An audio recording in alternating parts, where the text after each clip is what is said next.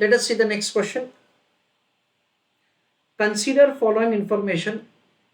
तुमको कुछ एक सेट ऑफ द इंफॉर्मेशन दे रखा है। ABC limited is a company based in Mumbai. तो एक कंपनी है बॉम्बे का। It has sold goods to XYZ limited, a company based in Delhi. तो उन्होंने दिल्ली के कंपनी को गुड्स बेचा है। Goods are sold on 1 April. तो 1 अप्रैल को उन्होंने गुड्स बेचा है। Invoice was received by XYZ limited on 5 April. Customer को इनवॉइस 5 अप्रैल को मिला। Credit period is 3 months. तो हमने 3 महीने के क्रेडिट के ऊपर गुड्स बेचा है। On 5 July XYZ Limited sent payment by check through post। 5 जुलाई को कस्टमर ने चेक भेजा। कैसे? पोस्ट से। ABC limited receive the cheque on 7 July. हमको चेक मिला कौन सी तारीख को? 7 तारीख को। Cheque was process through internal control system and it was deposited on 9 July. 9 जुलाई को से चेक जमा किया। Amount of the cheque was actually credited in account of ABC limited on 12 July. तो 12 जुलाई को यह चेक जमा किया गया। From above information you are required to explain क्या billing float, posted float, internal control processing float, या तो उसको एक नाम दिया जाता है चेक प्रोसेसिंग फ्लोट और लास्ट में बैंक प्रोसेसिंग फ्लोट। ऐसा हमको समझाना है। सारे स्टूडेंट्स क्वेश्चन को गो थ्रू कीजिए, फिर हम लोग समझते हैं कि इसका आंसर कैसे लिखा जाएगा। फ्रेंड्स, क्वेश्चन में हमको ऐसा दे रखा है कि एबीसी लिमिटेड नाम का एक कंपनी है बॉम्बे का, जिन्होंने 1 अप्रैल को गुड्स बेचा और कस्टमर को इनवॉइस भेजा उन्होंने 5 अप्रैल को। कस्टमर ने क्या किया? 3 महीने का जो क्रेडिट पीरियड का गिनती है ना, उन्होंने 5 अप्रैल से शुरू किया। इसलिए उन्होंने 5 जुलाई को उन्होंने चेक भेजा। चेक कुरियर किया या पोस्ट से भेजा, जिसकी वजह से क्या होता है, हमको 7 जुलाई को चेक मिला। चेक मिलते ही हमने तुरंत जमा नहीं करवा दिया। क्यों? क्योंकि क्या होता है, दैट से कोई भी हमको जो पेमेंट मिलता है ना, उसको हमको अच्छी तरह से रिकॉर्ड करना पड़ता है, उसके बाद हम लोग उसको जमा करवाते हैं। For the purpose of good administration. नहीं तो क्या हो जाएगा, नहीं तो ऐसा हो जाएगा दैट से हमको पता ही नहीं चलेगा दैट से कौन से बिल का हमारे पास पेमेंट आ चुका है, कौन से बिल का पेमेंट मिलना बाकी है, कितने कस्टमर से कितने पैसे लेने बाकी है, वो पता ही नहीं चलेगा। इसलिए हमको क्या करना पड़ेगा? For the purpose of good administration, हमको जो भी पेमेंट्स हम लोग चेक्स डिपॉजिट करवाते हैं, उसके पहले उसको हमें हमारे ईआरपी में या जो भी हमारा सिस्टम है उसमें रिकॉर्ड करना पड़ेगा। तो वो एडमिनिस्ट्रेशन में 2 दिन चले जाते हैं और 9 तारीख को हमने चेक जमा किया। जमा करवाने के बाद तुरंत ही वो क्लियर नहीं होता है, उसके क्लियरिंग में भी थोड़ा टाइम लगता है, और 12 तारीख को ये चेक हमारे खाते में जमा हुआ। ऐसा हमको क्वेश्चन में दे रखा है। फिर हमको क्वेश्चन में ऐसा दे रखा है दैट से ये जो पूरा का पूरा एग्जांपल है, उससे आप समझाइए दैट से व्हाट इज बिलिंग फ्लोट। तो सबसे पहले मैं आपको ये जो फ्लोट पीरियड है ना, फ्लोट का मतलब समझा देता हूं मैं। फ्लोट का मतलब होता है फ्रेंड्स टाइम गैप। फ्लोट का मतलब होता है टाइम गैप।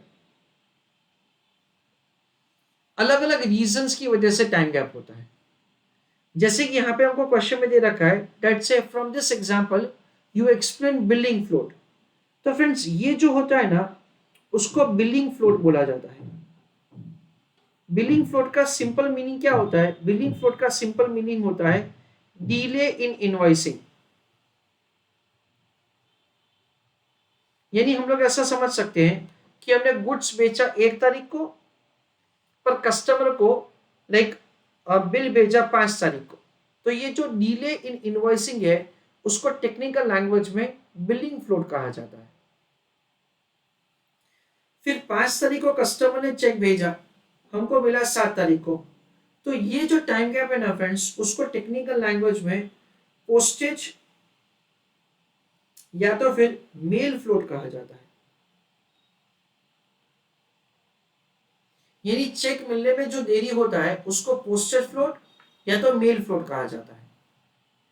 चेक मिलने के बाद उसको जमा करवाने में थोड़ा वक्त लगता है, उसको टेक्निकल लैंग्वेज में बोला जाता है इंटरनल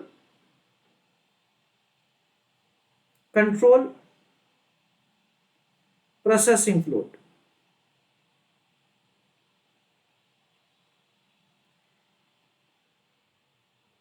इंटरनल कंट्रोल में जो देर लगता है, इंटरनल कंट्रोल सिस्टम वो पूरा का पूरा ये काम में, उसको इंटरनल कंट्रोल प्रोसेसिंग फ्लोट कहा जाता है।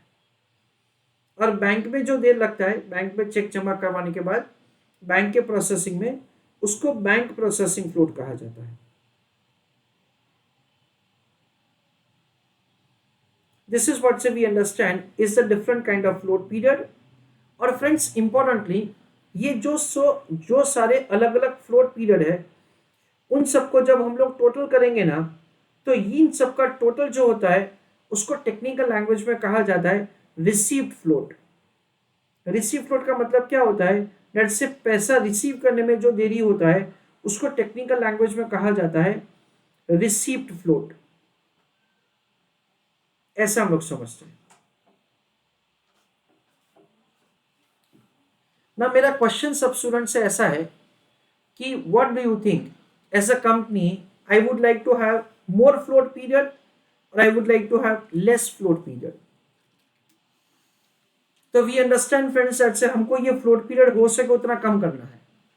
ये फ्लोट पीरियड जितना कम होगा उसका मतलब ये है कि हमारा कलेक्शन फास्ट हो रहा है। वी अंडरस्टैंड दैट से फ्लोट पीरियड जितना ज्यादा होगा ना, उतना हमारा पैसा बिजनेस पे ज्यादा ब्लॉक रहता है। That is what say we understand is the kind of effort that we would like to make every time. इसको रिड्यूस कैसे किया जा सकता है, उसके लिए हम लोग बाद में समझने वाले हैं। मैं अभी आपको सिर्फ बता रहा हूं, हम लोग समझने वाले हैं। Let's say there is a system called lock box system, with that say you can reduce the float period. There is a system called concentration banking, again with the implementation of the concentration banking you can reduce the float period। ऐसा करके हम लोग समझने वाले हैं, but not right now, that we are going to understand later on, but this is what we understand is a receive float। सबसे पहले मेरा ऐसा रिक्वेस्ट है आप लोगों से कि आप लोग इतना जो एक छोटा सा चार्ट जैसा है ना, वो आप लोग लिख लीजिए। फ्रेंड्स मैं ये चाहता हूं कि आप लोग इंस्टीट्यूट का ही जो आंसर लिखा हुआ है वही आंसर लिखिए अपने बुक में। इसलिए I am opening the institute material. Institute के मटेरियल में जो लैंग्वेज है प्रिफरेबली वो लैंग्वेज आप लोग इनकॉर्पोरेट करो तो अच्छा है। अगर आप उसका मीनिंग लिखोगे तो भी चलेगा, बट स्टिल इंस्टीट्यूट का जो लैंग्वेज है वो क्या है वो एक बार हम लोग पढ़ लेते हैं। And I want you to write that. तो आपका मॉड्यूल में जो दे रखा है वो मैंने ओपन किया अभी, and I am reading the relevant portion. अभी वो मैं हाईलाइट नहीं कर पाऊंगा।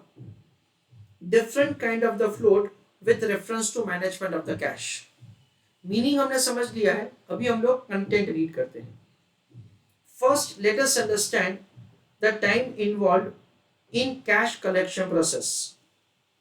The term float is used to refer the period that affect cash as it moves through different stages of the collection process.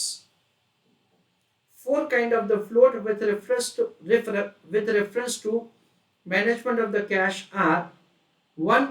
Billing float। तो billing float का मतलब हमने समझा डिले इन इनवॉइसिंग। हमारे एग्जांपल में April 1 to April 5। An invoice is a formal document that seller prepares and sends to the purchaser as the payment request for the goods sold or services provided। यानी एक formal document है कि हमको आपसे इतना पैसा लेने का है। The time between the sale यानी कि 1 April हमारे एग्जाम्पल में and mailing of the invoice यानी 5th ऑफ अप्रैल हमारे एग्जांपल में is known as a billing float, तो उसको बिलिंग फ्लोट कहा जाता है। मेल फ्लोट या पोस्टल फ्लोट यानी हमारे एग्जांपल में 5th ऑफ जुलाई से लेकर 7th of July, this is the time when a cheque is being carried by post office, messenger services यानी कुरियर हो सकता है, और other means of the delivery. Third, cheque processing float, उसको internal control processing float भी कहा जाता है।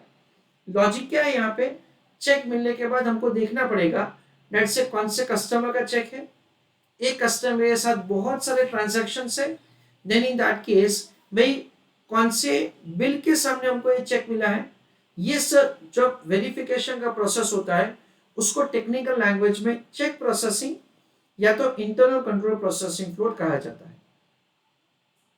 This is the time required for the seller यानी जो कंपनी ने माल बेचा है, टू सॉर्ट यानी कि अलग अलग करना, रिकॉर्ड उसको प्रॉपर्ली रिकॉर्ड उसका रखने का, and deposit the cheque after it has been received by the company.